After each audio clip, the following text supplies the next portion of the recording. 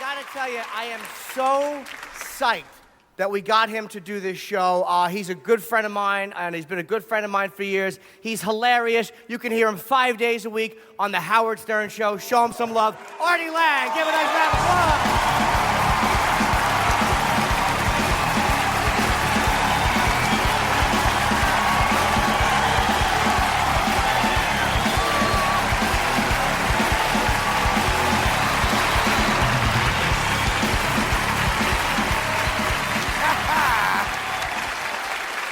How do I look?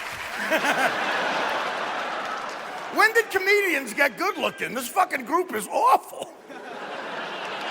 Wah, I'm not good looking. Wah. We're having a good time tonight, man, I'll tell you.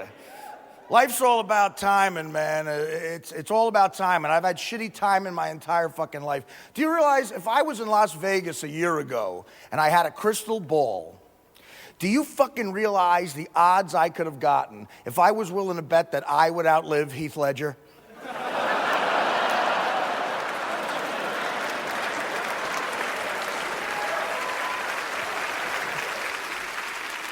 I don't know.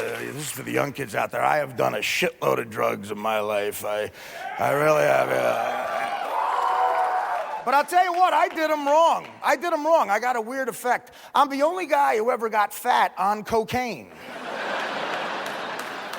I went to rehab for coke, and a black guy came up to me and said, "Damn, man, what are you pouring that shit on, cheeseburgers?"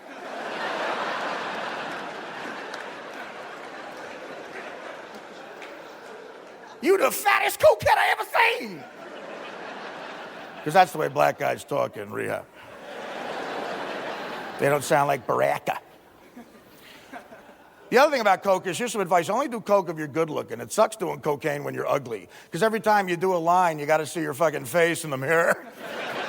You know, you're like, holy shit.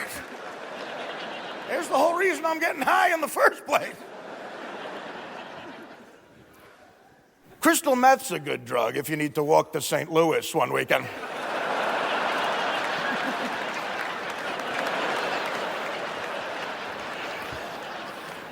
I tried to figure out why I do drugs. In high school in the 80s, the anti-drug slogans were awful. Just say no, that worked. Another big one was hugs are better than drugs. That was actually on fucking bumper stickers. My mother used to say that to me as I left the house. She'd say, Art, remember, hugs are better than drugs. And I believed her. I believed everything my mother said until the first time I got high at a party. I leaned back and I was like, wow, this is way better than when my Uncle Perry hugs me. What else has my mother been lying to me about? Am I not the most handsomest boy in New Jersey?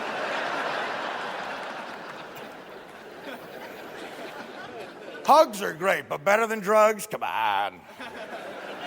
Let me put it to you this way. I never drove to Harlem at 4 a.m. to get somebody to hug me.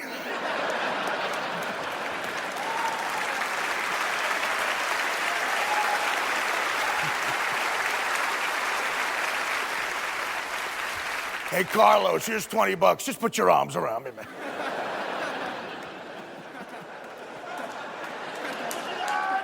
All right, one last thing. You know, you young people, you might like Jessica Simpson. I know you probably love Jessica Simpson.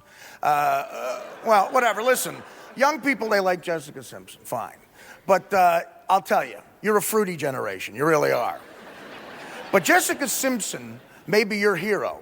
But to me and all the guys I used to work construction with, she will always be the fucking cunt who broke up 98 Degrees.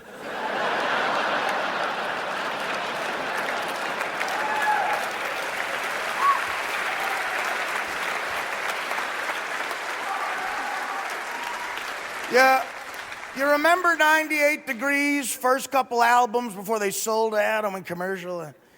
The words of Drew and Nicholas Sheehy, they spoke to me and my friends, man, they did.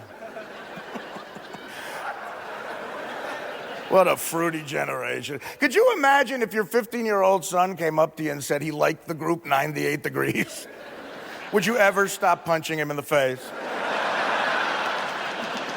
Where the fuck did I go wrong with you? Gotta get you a Motorhead CD, by the way.